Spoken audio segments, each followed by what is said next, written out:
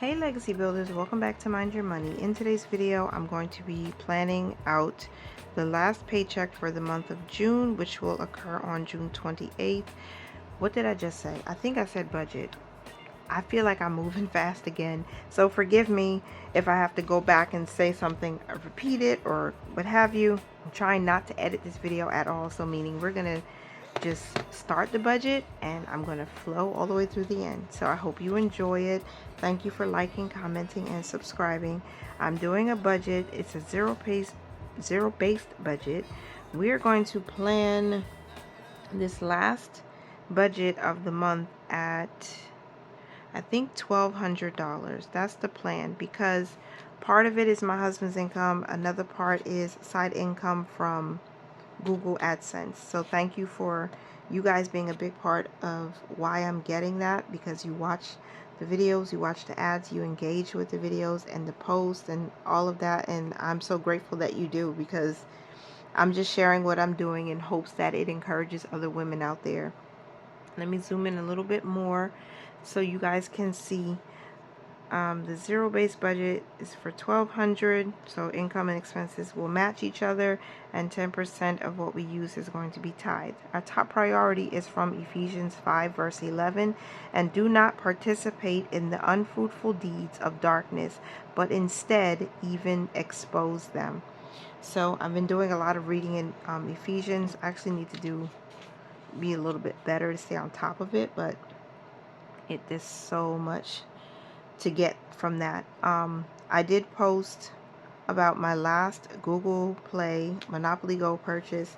I was not about to put more money into that, and I did it again, but I paid it off with cash reward. So I posted about that. If you missed it, make sure your bell notification is on too, because I think sometimes YouTube doesn't show all of the channel's notifications, not just videos and shorts, but also community posts. So that way you guys don't miss, when there's a little update. All right. So I changed how we're doing the budget completely. So my pre-plan for June looks different. I'll show you what it looks like actually. When I pre-planned for the whole month, what we wanted to do for the last paycheck was use $1,100 of the income, tithe, invest, save, which we always do, put aside the last installment for July's rent, pull out cash, put money into next month's bills, put money aside for our food, put money into our household account, miscellaneous category, and then pay $79 towards debt. But since we've changed basically how we're doing our budgets until the credit card debt is paid off, the only things that we're paying directly or giving directly is our tithe, and we're going to plan that to be $120 in the last week. We're still investing. That's automatic. So 2 places that are getting a small amount of money every single week is Fidelity and Robinhood. So I'm trying to put together the information and content to update you guys on these portfolios, just these two, because one, with Robinhood, it's a dividend portfolio, so we're trying to acquire more shares of assets that pay either monthly or quarterly dividends. So right now within Robinhood, I'm focused on XOM. We were able to build that up to almost 7 shares, like 6.8 shares. The goal is to get XOM to at least 10 and then move on to the next one and then just build that one up and then continue that process, because slow and steady does it, and it's just nice to take it one step at a time. The good thing is these are automatic. Oh my gosh, I'm not using my erasable pen this week because I really like this pen. So I need to take my time and write these numbers in. But this is automatic, so Robinhood is getting 25 and so is Fidelity every single week. And we're automatically buying portions of these specific assets every single week. $25 in Robinhood is going to XOM until we hit 10 shares, and then we'll move on to the next one. And $25 every week going into my Fidelity IRA is purchasing more of O, which is a REIT, a realty income. I am not a financial advisor. I cannot give specific stock tips and whatnot. I'm just sharing what we're doing to try and build the wealth from the bottom, right? So I have plenty of assets within my IRA, but I'm focusing on O right now because I want to get that to 100 shares, and we're just about to hit 45, which is good. I'm hoping we can get to 100 by the end of the year, but if not, at least by the end of quarter of 2025. So $50 is being invested. That's automatic, and that's not changing. Cash expenses is not changing also because one, we're saving $10,000 as quickly as possible, hopefully by the end of the year, but if not, early 2025. We have laundry expenses that needs to be paid in cash, so that's a part of the reason why we pull out cash. And number three, I'm saving up for summer expenses and hopefully some back to school expenses. Doing different fund savings challenges. It's exciting to do it this way. And I like to show people who may not know or may not realize that even $5 every single week that you save, it adds up. If you don't have to spend it, save it. Or if you have to say, okay, I'm not going to spend it, just so you can save it, so you can have, money to do the things that you'd like to do. So the first cash expense we have is our laundry.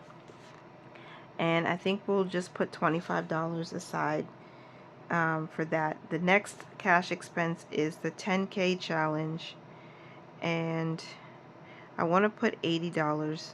I put challenges, but $80 towards that. So that's, oh, that might be, hold on, 25 plus 80 is 105. All right, so $20 is going towards the scratch offs, and these are I'm doing just so I can have money for summer fun and all the things. $20. This is $125 that I still plan to pull out in cash because we're not stopping that. We still have to pay bills, right? But most of our bills are paid on the credit card that we're paying off. So we're going to continue letting those bills keep automatically being paid. And we're just going to put one lump sum on the credit card every single week. Plus, I have an automatic payment that's going towards a credit card every single week. So first thing is a fourth of our rent. We're going to put $375. That's the plan towards July's rent. And then we have our debt, which I'm going to figure out what that debt payment is going to be because I'm not sure yet. Now, so I'm going to come back to this because I have my savings and I need to make sure we do put something in savings. So we have automatic savings that I'm basically keeping in my operating account. So the plan is $55 every week. A portion of that is going to the credit card, but it's still a savings until the automatic payment hits. So, and then the rest of it is going towards purpose funds. Now, I normally would list these out, but we're not putting anything into them right now, like directly. It's going to be done automatically. So, $55 automatic savings, and then I think that's it. There's nothing else that I need to put aside. So I'm just going to do a quick calculation to make sure I didn't go over my numbers. We have $1,200. 120. I might even be pulling out more cash. I should have changed that. I should change this, and we'll see. 120 is going to giving. $50 is invested. 125 in cash. I will take out more cash actually. $55 is the automatic savings. $375 I know needs to go towards next month's rent. That leaves us with $715. I would love to say we're putting $715 all towards debt, but I'm going to take out a little bit more cash because I earned something and I want to put more towards the 10K challenge. So I'm just going to write, I have to put an X here, which is not nice.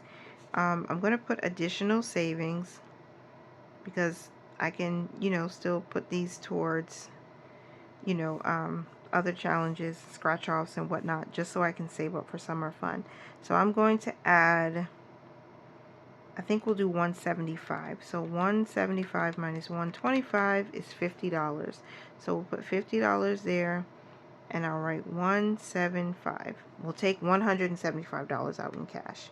So let's start over. 1,200 minus 120 minus 50 minus 175 minus 55, and then minus $375. So $425 is what we'll be paying towards the debt, the credit card.